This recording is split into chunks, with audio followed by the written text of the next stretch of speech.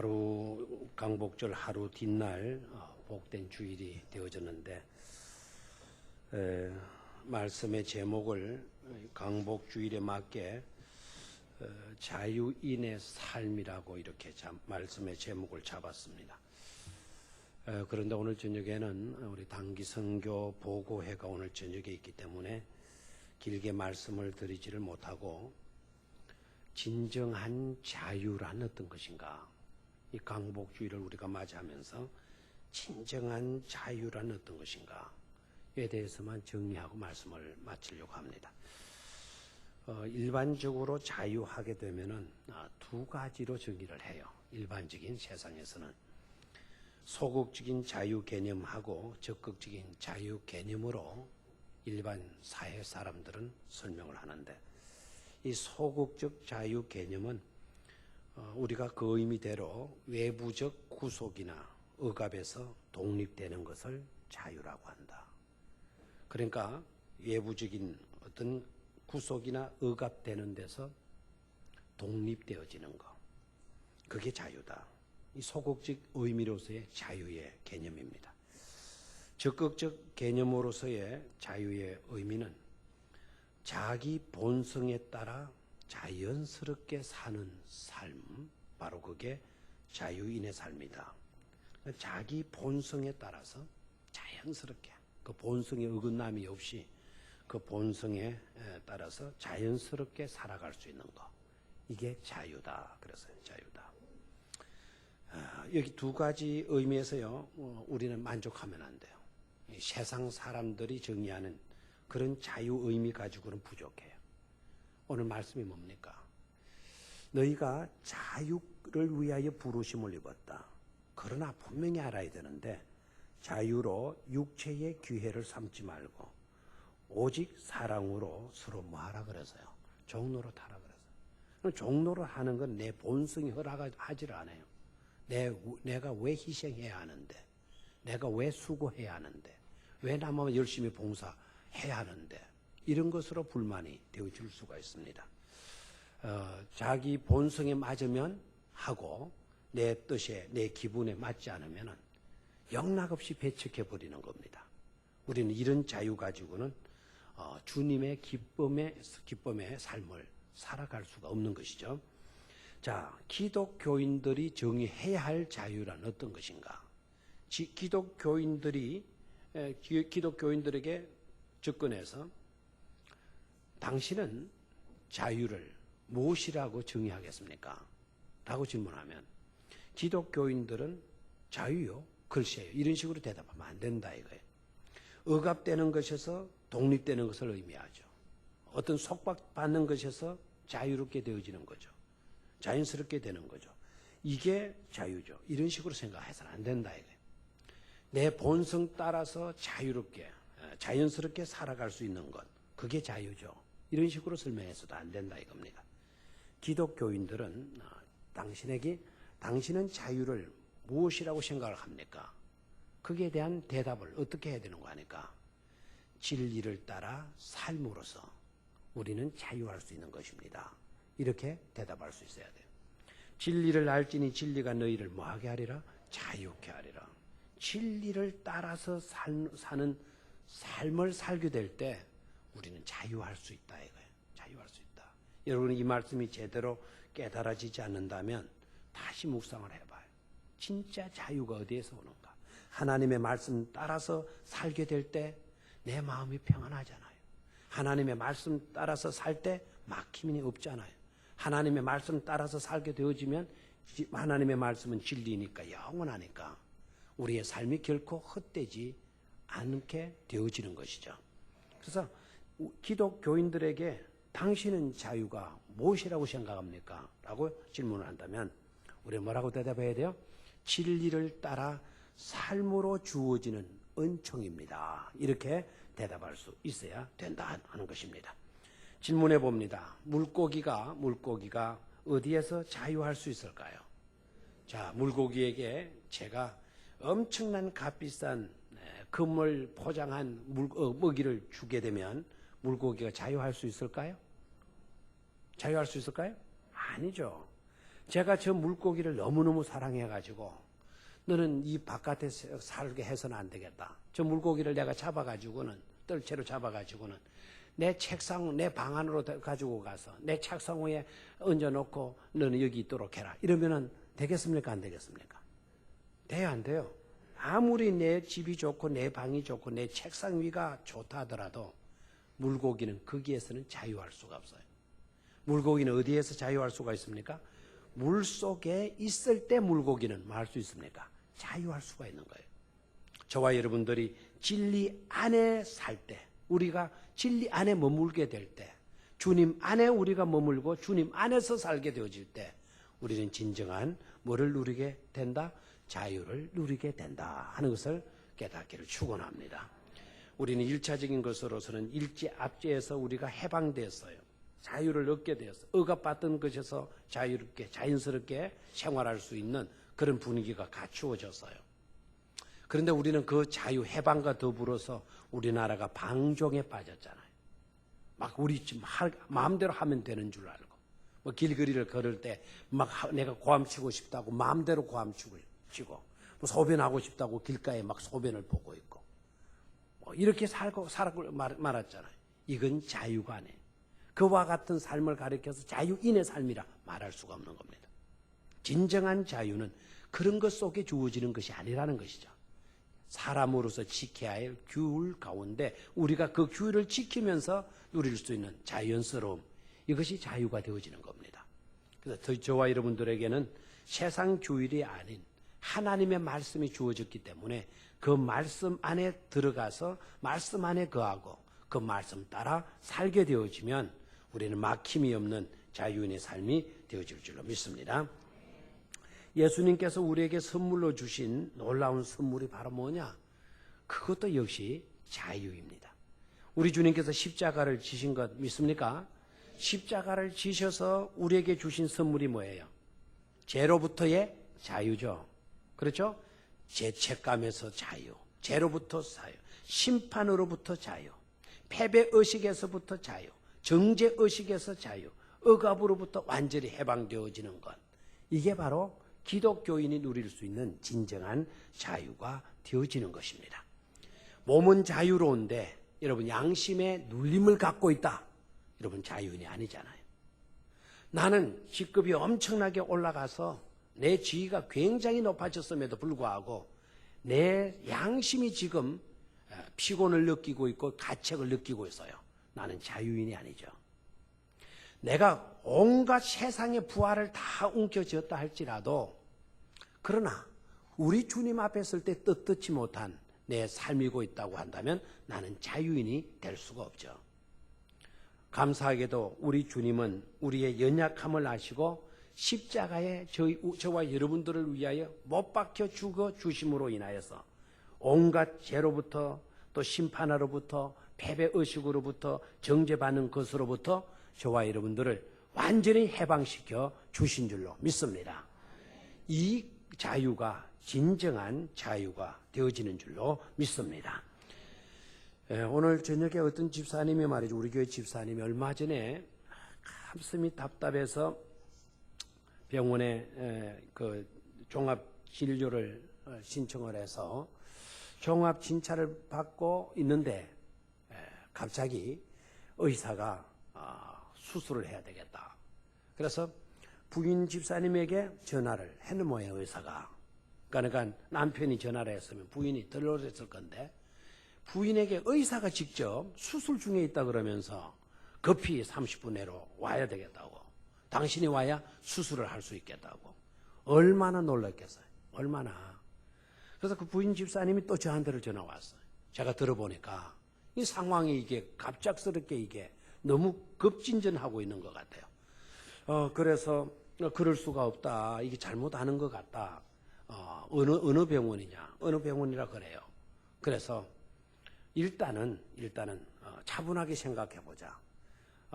그렇게 되어졌다면은 아마 큰 문제는 아닐 수도 있을 것 같다. 가족이 급히 연락해가지고 갑작스럽게 검사하다가 수술을 한다는 것은 심각한 상태가 아닌 것 같다. 만약에 병원 측에서 병원 수가를 올리기 위해서 막 마구잡이로 수술을 하는 케이스라고 한다면 일단 우리가 서두르자 해서 가서 봤더니 저도 급히 병원으로 달려가 봤더니 이미 수술 끝. 환자는 침대에 그냥 번듯이 앉아 있어요. 그래서 어떻게 된 거냐 그러더니 수술하다가 보니까 이 심장의 혈관이 너무 가늘어져 있더라는 거예요. 혈관이 너무 가늘어서 이거 조금이라도 더 두면 이게 터지게 되면 심각한 심장 문제가 생기는 거죠. 그래서 이양 검사한 김에 혈관 속으로 이미 그 줄이 현미 뭐라 그러네 뭐라 그러네 촬영하는 사진기 이제 이런 게 다 들어가 있기 때문에 들어간 김에 수술을 하자. 그래서 그 수술 같으면 제가 알고 있거든요. 조영 수술인데 그 속에 코일을 집어여 가지고 이 혈관이 막히지 않도록 이게 벌려주는 거예요. 그 수술인데 그거는 잘했다. 그리고 그 병원은 그런 정도의 요새는 그 이제 수술이 너무 흔하니까 그 정도의 수술은 해낼 수 있을 것이다. 그렇게 했어요. 그래서 우리 교회 광고도 안 하고 이튿날 또 퇴원해서 나왔길래 안심을 했어요. 근데 오늘 보니까 약간 얼굴이 헬스간 것 같아가지고 그 좀 수술하고 결과는 어떻게 됐어? 그러니까 집사님이 목사님 머리도 아프고 등골이 아프고 굉장히 아파가지고는 너무 괴로웠는데 오늘 오전 예배 시간에 말씀을 듣다가 뭔가 말씀 가운데 쨍 하는 것을 전율을 느끼게 됐다는 거예요. 그래서 위로부터 몸, 허리까지 뭔가 쫙 흐르더니 머리도 상쾌해졌고 허리 아픈 것도 하나도 없어지고 제가 이렇게 팔팔하게 되었습니다. 목사님 감사합니다 하고 이리 왔어요. 그건 저한테 감사해야 될 것이 아니죠. 예배 가운데 역사하시는 하나님께서 집사님을 사랑하셔서 하나님께서 어루만져 주심으로 고침을 받게 된 줄로 믿습니다. 말씀 안에서 자유를 얻는 게 그게 자유인 것이죠. 이런 자유로움으로 저와 여러분들이 늘 승리할 수 있기를 축원합니다. 후퍼라고 하는 사람이 있었는데요. 12살 때 이 후퍼가 사생아로 태어났어요. 그래서 이 아이가 사생아로 태어났다라는 소문이 풀리게 되면서 동네 친구들이 손가락질을 하는 거예요. 어른들도 아예 후퍼하고 놀지를 말아라. 그냥 자기 집 자녀 단속을 하는 거예요. 후퍼는 질이 나쁜 아이다. 그 가정도 엉망이다.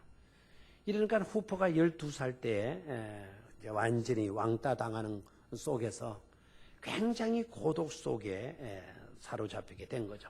너무 외롭고 친구 하나 없고 누가 하나 만나면 고개 돌려버리고 자기 마음은 그렇지 않은데 다 착하고 싶고 누구인지 간에 친하고 싶고 이렇게 지내고 싶은데 누구 하나 가까이 주는 사람이 없는 거예요. 그렇다고 후퍼가 사생아로 태어났다고 해서 뭐 폭력을 행하거나 뭐 아이들에게 훔치거나 이렇게 잘못도 하지도 않았는데 너무 외로운 거예요. 그래서 교회당을 가는데 교회당 가니까 주로 이제 마을 사람들이 모이다 보니까 자기를 다 알아보는 거예요. 자기가 교회당 가게 되면은 사람들이 싫어한다는 거예요. 자기가 가서 뒤에 앉아버리면 그 옆에 있던 사람이 엉덩이를 옆으로 쓱 해서 피해버린대요. 자꾸 가까이 있고 싶은데 그래서 일부러 사람 가까이 가서 앉아버리면 그러면 이 사람은 뭐 볼리는 듯이 성경을 쥐고 다른 자리로 휙 가버린대요. 자기 옆에는 아무도 앉아주지를 안 했다는 것입니다. 그래서 예배 가는 것도 싫어지고 그래 예배라도 들어야지 자기 마음이 편하겠다는 거예요. 그래서 설교 시작되기 전에 서로 인사하고 일어서니까 못 들어가고 목사님 설교 마칠 때 좀 들어가서 목사님 축도하고 나면 그때서 싹 빠져 나왔다 그러는 거예요. 그런데 목사님이 바뀌었어요. 새로운 목사님이 오시면서 이 목사님이 이 마을 저 마을 다니면서 아이들을 얼마나 사랑하는지 친구들의 이름을 불러주고 그런데 이 목사님이 후퍼를 몰랐던 모양이에요. 근데 후퍼를 한번 딱 만났는데 너 우리 교회 한번 나와보지. 자기에게 목사님이 말을 걸어주더라는 겁니다. 후퍼가 너무 감동스러워서 감격스러워 당황해서 아무런 대답을 못 했다는 겁니다. 돌아와서 목사님 저도 그 교회를 목사님 오신 그 교회를 저도 다니고 있어요. 그 말을 감히 내뱉지를 못했다는 겁니다. 그런데 한 번은 목사님이 설교를 하는데 뒷자리에서 들으니까 그날따라 자기 목사님의 설교가 탕자 이야기를 하면서 아버지 심성에 대한 설교를 하더라는 거예요. 근데 이 후퍼가 그 설교를 들으면서 막 눈물이 쏟아진 거예요. 얼마나 울면서 은혜를 받았던지. 예배 시간 마치는데 축도하기 전에 도망가야 되는데 축도 끝났는데도 이게 도망가는 걸, 빠져나가는 걸 잊어먹어 버렸어. 너무 은혜를 받아가지고. 그러니까 어른들이 쭉 나갈 때, 막 교인들이 미쳐 나갈 때 자기도 나갈 수밖에 없었는데 그때 나가려고 딱 하니까 목사님이, 어느 장로님이 너 왜 왔어? 이러더라는 거예요. 그래서 고개를 푹 숙이고 있는데 목사님이 너 누구 집 아들 아니냐? 너희 아버지가 누구지? 물었어요. 그랬더니 후퍼가 더 당황해지기 시작한 거예요. 아이고, 진작 도망치지 못해가지고 내가 이런 수모를 당하는구나. 사생아, 네 아버지, 넌 누구 집 아들이지? 목사님이 이렇게까지 물었으니까 이 아이 상처가 얼마나 됐겠어요. 그래서 얼굴이 빨개진 채로 그냥 아무 말도 못하고 그냥 당황해가서 빠져나가려고 하는데 그때 목사님이 그래. 네가 누구 아들인지 알겠다. 너는 네 아버지를 닮았기 때문에, 너무 뼈 닮았기 때문에 내가 네 아버지를 금방 알 수 있겠다. 이렇게 이야기를 하는 거예요. 그래서 우리 아버지는 없는데 나는 사생한데 라고 생각하고 고개를 딱 돌리는 순간에 목사님이 너는 하나님의 아들이야. 네 모습을 보면 내가 알 수 있단다. 너는 하나님을 꼭 빼어 닮은 하나님의 아들이란다. 딱 이 말을 한 거예요. 그랬더니 이 후퍼가 얼마나 충격과 더불어 감동을 받아나죠. 막 그 말씀이 하나님 음성으로 들리고 나는 하나님의 아들이다. 그래서 그 골목길을 막 울면서 고함을 치면서 뛰었다는 거예요.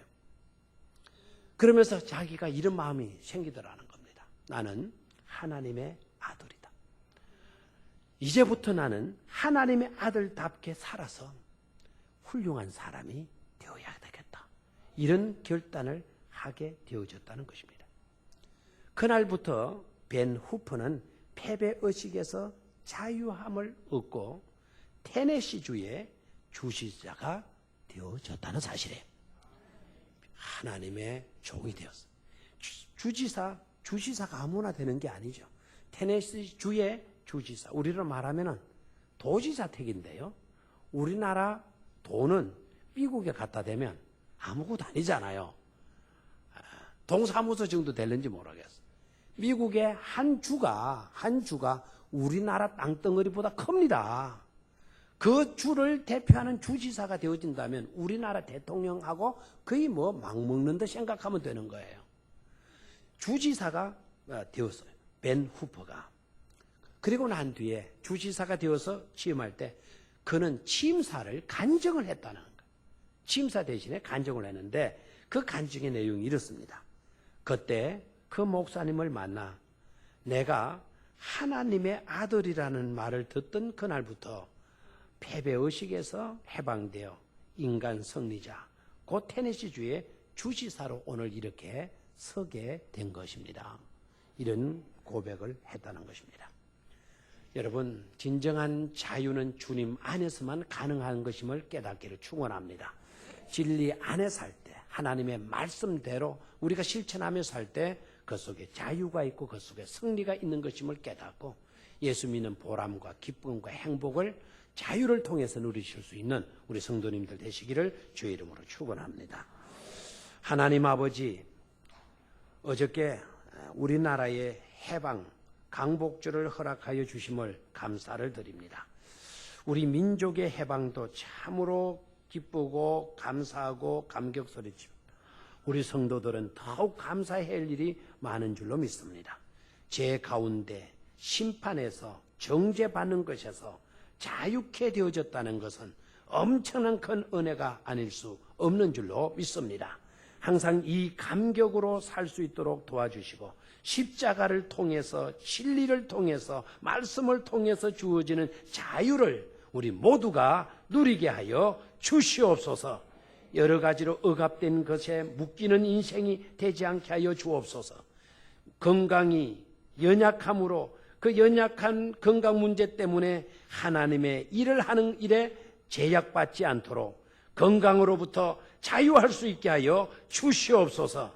시간적인 것 때문에 우리가 하나님을 제대로 섬기지 못할 경우들이 너무나 많습니다. 하나님이요, 시간에서도 자유할 수 있도록 시간의 주관자 되시는 하나님께서 역사하여 주시옵소서. 우리가 지상의 가치관으로 살아가려고 하면 지상의 가치관 가지고는 우리는 진정한 보람도 자유도 누릴 수 없는 것을 압니다. 이 땅에 살고 있지만 우리의 의식은 천상 의식이 되게 하여 주시옵소서. 하늘 의식을 우리가 품게 되어지면 있는 가운데서도 없는 가운데서도 우리는 자유함을 누리게 되어질 줄로 믿습니다. 복된 성도님들이 많은 우리 교회가 되게 하여 주시옵소서. 주 예수 그리스도의 이름으로 기도드리옵나이다. 아멘.